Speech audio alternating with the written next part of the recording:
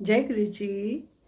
कल हम नारद जी का सुन रहे थे कि नारद जी को कैसे अहंकार हो गया और विष्णु जी ने उनका अहंकार तोड़ने के लिए एक नगर की रचना की।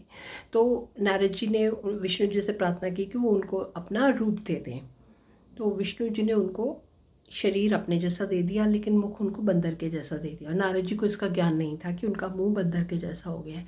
और उनको पूरा ये यकीन हो गया कि अब ये जो शील निधि की लड़की है ये मुझसे ही शादी करेगी, वरमाला मेरे ही गले में पहनाएगी। वहाँ पे बहुत से राजाओं के राजकुमार आए हुए थे, राजकुमार आए हुए थे, राजा आए हुए थे।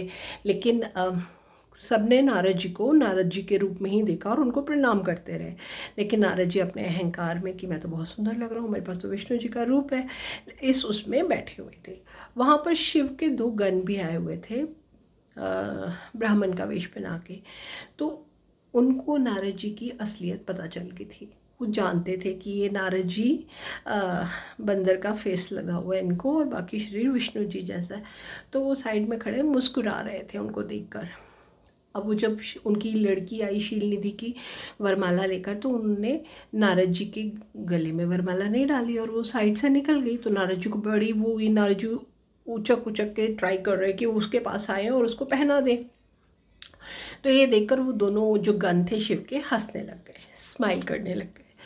तो इतने में विष्णु जी आए और उस लड़की ने विष्णु जी के गले में वरमाला डाल दी और दोनों गायब हो गए। अब नारद जी को बड़ा क्रोध आया कि ये कैसे हो गया, ऐसे कैसे कर दिया। तो जो शिव के गण थे, इतने में सारी सभा खत्म हो गई, वहाँ से चली गई। जब शील निधि की लड़की ने विष्णु जी के गले में माला डाल दी, तो उन्होंने नारद जी को बोला कि तुम अपना रूप तो देखो, तुम कैसे रूप बना कर आए थे। तो नारद जी ने जल के अंदर अपनी शक्ल देखी तो उनको बहुत हैरानगी हुई कि कैसे, वो तो बंदर का मुंह बना हुआ है। तो उन्होंने उनको शाप दे दिया कि तुम मेरे पर हंस रहे हो, मैं तुम्हें शाप देता हूँ कि तुम राक्षस बन जाओ। तुम ब्राह्मण के रूप में बैठे हुए हो, तुम ब्राह्मण कुल में जन्म लोगे और तुम राक्षस बनोगे।